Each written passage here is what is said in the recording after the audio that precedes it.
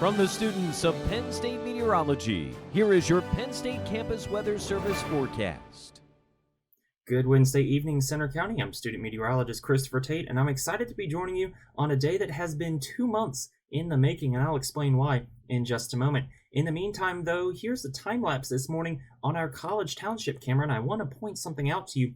As the sun rose and began to heat the surface this morning, a very shallow temperature inversion developed, and that was just what we needed to get a little bit of fog just riding the treetops this morning. Of course, it had no significant impacts and it burned off within an hour, but it was something neat to see. Something else neat to see, abundantly blue sky as we approach the middle of the day today.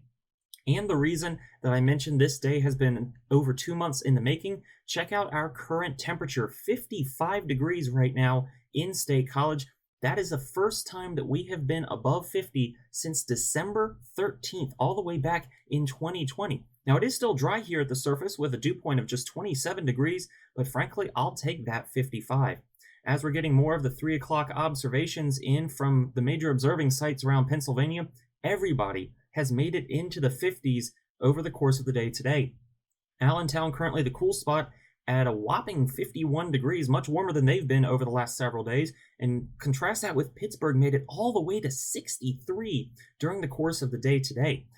This has all been aided in no small part by brisk southerly winds over a majority of the Commonwealth. What you're looking at here are sustained winds, not wind gusts, just sustained winds, generally above 10 miles an hour for all of our major observing sites.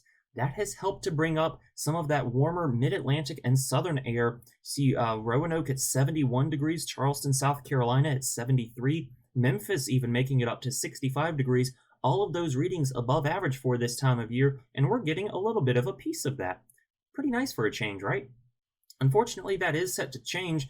That high-pressure system funneling warm air our way will be replaced by this developing low-pressure system overnight tonight and through the day. The first half of the day tomorrow, that will be set to bring us some precipitation. Let's time that out for you on future weather. Scattered showers move through briefly overnight tonight. I don't expect very much in the way of accumulation, but it is something to keep an eye out on, and possibly some lake flakes as well. Just some novelty flakes, no real accumulation to worry about, because temperatures will warm back above freezing during the day on Thursday. We'll start off partly cloudy to mostly cloudy up towards Phillipsburg. We'll stay mainly cloud-free during the day on Thursday, despite it being cooler.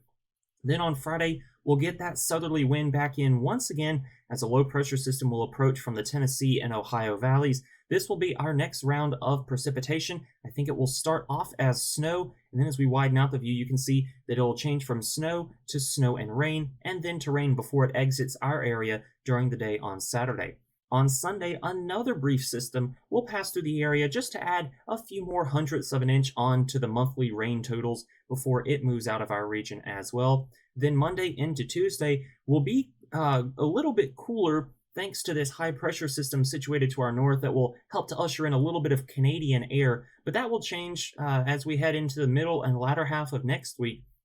Now, there is a possibility that we have a coastal system to ride up the eastern seaboard as well, but there is significant model disagreement. There are major discrepancies as to whether this storm even materializes, and what you're looking at here is just one solution. So stay tuned to the Campus Weather Service over the next week, because we'll have updates to that forecast as we get closer to that system.